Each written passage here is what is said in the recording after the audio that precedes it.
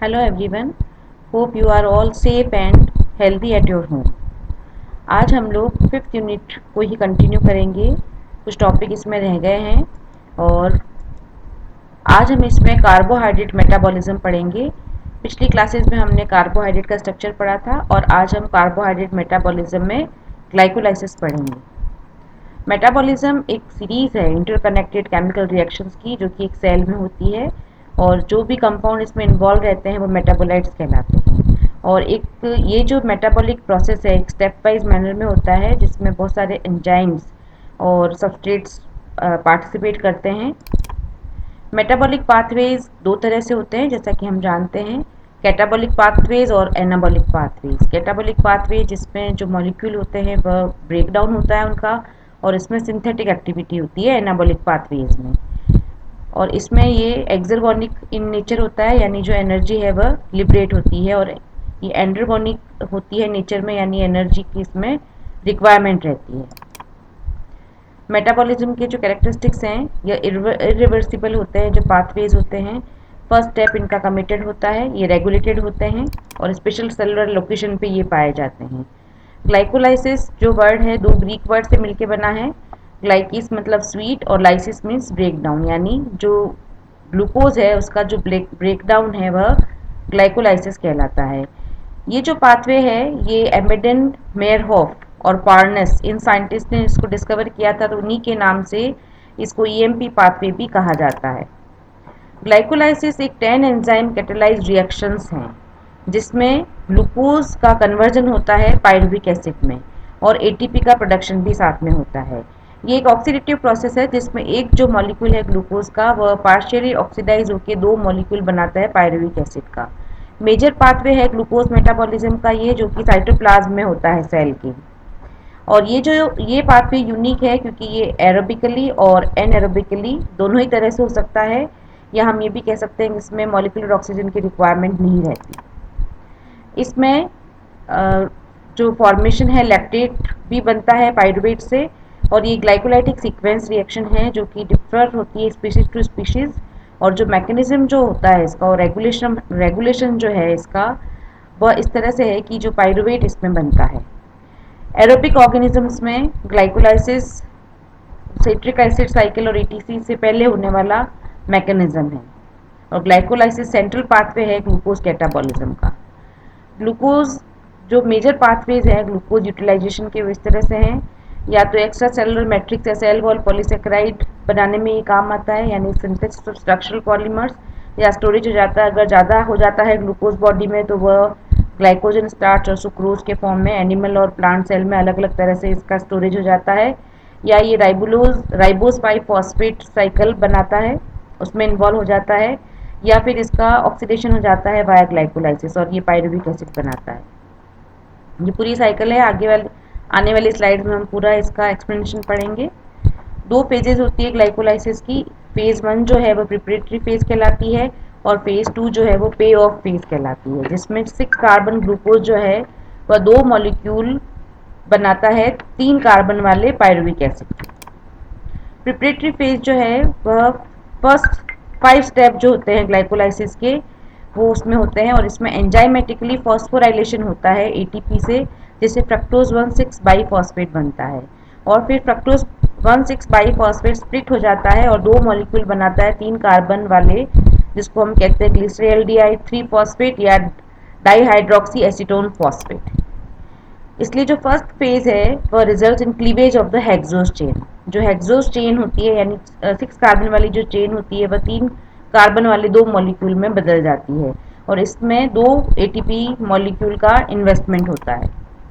ये पहली साइकिल है, या जो फर्स्ट फेज है, फर्स्ट 5 रिएक्शन है, इनको हम आगे डिटेल में पढ़ेंगे। ये पे ऑफ फेज कहलाती है, और this phase continues the last 5 reaction of glycolysis. और ये जो फेज है यह मार्क करती है रिलीज ऑफ एटीपी मॉलिक्यूल, और जिसमें कन्वर्जन होता है ग्लिसरॉल्डिहाइड 3 फॉस्फेट से दो मॉलिक्यूल बनते हैं पाइरुवेट के, और इसमें 4 मॉलिक्यूल एडीपी के फॉस्फोराइलेट होते हैं एटीपी में। ये दूसरा जो नेक्स्ट स्टेप है पे ऑफ वाला, ये भी हम आगे आने वाली जो स्लाइड्स है उसमें पूरा पूरा अच्छी तरह से पढ़ेंगे। ये स्टेप वाइज एक्सप्लेनेशन है ग्लाइकोलाइसिस का। जो स्टेप 1 है उसमें फॉस्फोराइलेशन होता है, और इसमें ये ग्लूकोज का फॉस्फोराइलेशन हेक्सोकाइनेज एंजाइम की प्रेजेंस में ग्लूकोज 6 फॉस्फेट में बदल जाता है। जैसे ही सेल में एंटर करता है ग्लूकोज, वह तुरंत ही बदल जाता है ग्लूकोज 6 फॉस्फेट में। स्टेप 2 जो है वह आइसोमराइजेशन है, एक तरह से सिर्फ आइसोमर बनते हैं और वो फॉस्फो ग्लूको आइसोमरेज एंजाइम की प्रेजेंस में होते हैं। ग्लूकोज 6 फॉस्फेट फ्रक्टोज 6 फॉस्फेट में बदल जाता है। स्टेप 3 जो है वो फॉस्फोराइलेशन है, फ्रक्टोज 6 फॉस्फेट फॉस्फो फ्रक्टोकाइनेज एंजाइम की प्रेजेंस में एटीपी का यूटिलाइजेशन होता है और यह फ्रक्टोज 1,6 बाईफॉस्फेट में बदल जाता है। स्टेप 4 जो है ब्रेकडाउन का है, फ्रक्टोज 1,6 बाईफॉस्फेट जो कि 6 कार्बन मॉलिक्यूल है वह स्प्लिट हो जाता है ग्लिसरॉल्डिहाइड 3 फॉस्फेट और डाईहाइड्रोक्सी एसीटोन फॉस्फेट में, और ये दोनों भी आपस में ट्रायोस फॉस्फेट आइसोमरेज की प्रेजेंस में एक दूसरे में बदल सकते हैं। ये isomerization glyceraldehyde 3 phosphate triose phosphate isomerase की प्रेजेंस में डाईहाइड्रोक्सी एसीटोन फॉस्फेट में बदल जाता है। स्टेप 6 जो है उसमें ये जो एल्डिहाइड है वो कार्बोक्सिलिक एसिड में बदलता है, यानी कार्बोक्सिलिक एसिड जॉइनिंग होती है ऑर्थो फॉस्फेट से और एसाइल फॉस्फेट प्रोडक्ट बन जाता है। ये रिजल्टेंट रिएक्शन है, जैसे दो मॉलिक्यूल हैं ग्लिसरॉल्डिहाइड 3 फॉस्फेट के जिसमें NAD और 2 इनऑर्गेनिक फॉस्फेट से NADH और 2H बन जाता है, और एंजाइम जो होता है वह ग्लिसरॉल्डिहाइड 3 फॉस्फेट डिहाइड्रोजनेज होता है और 1,3 बाईफॉस्फो ग्लिसरेट बन जाता है। स्टेप 7 जो है वह ट्रांसफर है हाई एनर्जी फॉस्फेट ग्रुप का।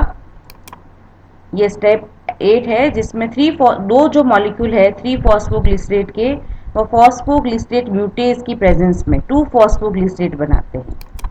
स्टेप 9 डिहाइड्रेशन ऑफ 2PG, यानी ये सेकेंड रिएक्शन है ग्लाइकोलाइसिस की जहाँ पे हाई एनर्जी फॉस्फेट कंपाउंड बनता है और ये रिवर्सिबल रिएक्शन है। दो मॉलिक्यूल 2 फॉस्फोग्लिसरेट के इनोलेज एंजाइम की प्रेजेंस में वाटर मॉलिक्यूल लिबरेट होता है यहाँ पर और दो बनते हैं मॉलिक्यूल फॉस्फोइनोल पाइरुवेट के। स्टेप 10 जो है जिसमें transfer of phosphate from PEP to ADP, और ये जो रिएक्शन है वो कैटेलाइज होती है पाइरुवेट काइनेज एंजाइम की प्रेजेंस में, और ये सेकंड सबस्ट्रेट लेवल फॉस्फोराइलेशन होता है ग्लाइकोलाइसिस में जिसमें ATP का यील्ड होता है। ये दो molecule phosphoenol pyruvate pyruvate kinase की प्रेजेंस में जिसमें दो ATP में बदलते हैं और दो मॉलिक्यूल पाइरुवेट के बन जाते हैं, और ये सेकंड सबस्ट्रेट लेवल फॉस्फोराइलेशन है। ओवरऑल जो बैलेंस शीट है ग्लाइकोलाइसिस के इस तरह से है कि जो ईच मॉलिक्यूल है ग्लूकोज का वह दो मॉलिक्यूल ग्लिसरॉल्डिहाइड 3 फॉस्फेट देता है। इस तरह से हम कंप्लीट जो रिएक्शन है उसको ऐसे लिख सकते हैं, glucose plus 2 ATP plus 2 PI plus 2 NAD plus plus 2H plus plus 4 ADP, और ये रिजल्टेंट है। लेकिन अगर अपन कॉमन टर्म्स को इसमें से कट कर देते हैं, कैंसिल कर देते हैं, तो हमें ये फाइनल रिएक्शन मिलती है glucose plus 2 inorganic phosphate plus 2 ADP plus 2 NAD plus gives 2 pyruvate plus 2 NADH plus 2 ATP 2H plus और 2H2O। तो इस तरह से जो ग्लूकोज है वो ऑक्सीडाइज हो जाता है पाइरुवेट में, NAD प्लस रिड्यूस हो जाता है NADH में और ADP फॉस्फोराइलेट हो जाती है ATP में। ये एनर्जी यील्डिंग प्रोसेस है पूरा। जो पहली रिएक्शन है जिसमें ग्लूकोज 6 फॉस्फेट में बदलता है उसमें कंज्यूम होता है एक ATP, फ्रक्टोज 6 फॉस्फेट से फ्रक्टोज 1,6 बाईफॉस्फेट वापस फॉस्फोराइलेशन जब होता है तो वापस एक मॉलिक्यूल यूज होता है। फिर 1,3 डाईफॉस्फोग्लिसरेट से 3 फॉस्फोग्लिसरेट जब बनता है तो 2 ATP का गेन होता है, और फॉस्फोइनोल पाइरुवेट जब पाइरुवेट में बदलता है फिर तब भी 2 ATP का हमें यील्डिंग होती है। इस तरह से जो नेट गेन है ATP का वह 2 ATP हमें मिलते हैं। तो इस तरह से ये ग्लाइकोलाइसिस का प्रोसेस है, बहुत ही ईजी है। आप पूरा फ्लो चार्ट अच्छे से याद करके ये जो एक्सप्लेनेशन पॉइंट मैंने आपको बताए हैं वो आप अच्छे से इनको लर्न कर लीजिए, और इसको आप अच्छे से अगर समझ के लिख के याद करेंगे तो ये आपको अच्छे से याद हो जाएगा। अच्छे कलरफुल पेन की हेल्प से अच्छा प्रेजेंटेशन अगर इस क्वेश्चन के आंसर के फॉर्म में अगर आप लिखोगे तो डेफिनेटली आपको अच्छे मार्क्स मिलेंगे। फिर भी अगर आपको कोई स्टेप समझ में नहीं आया हो या आपको कुछ दिक्कत आ रही हो इसमें तो आप कभी भी मुझसे पूछ सकते हैं। ऑनलाइन टेस्ट जो मैं आपको दे रही हूँ आप सब लोग अटेंड नहीं कर रहे हैं, प्लीज़ आप लोग अटेंड करिए। आप लोगों के लिए बहुत ही बेनिफिशियल है, ये बहुत काम आएंगे एग्ज़ाम में ये, तो आप इसको ज़रूर अटेंड करें और मुझे इसको सबमिट करें। Thank you.